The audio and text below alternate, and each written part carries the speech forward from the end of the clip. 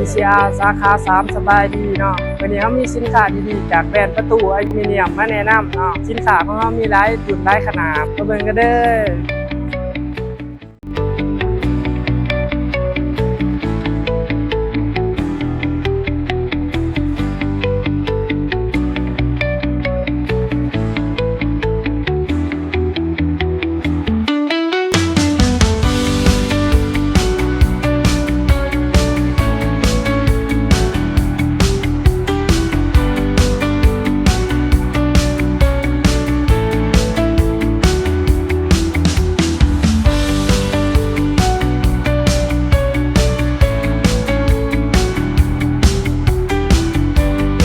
ประตูของเราเนาะมีความทนทานต่อทุกสภาพอากาศแบรนด์มีความหนาหามิลแบบมีลวดกันยุงมีตะข่ายรักกันขโมย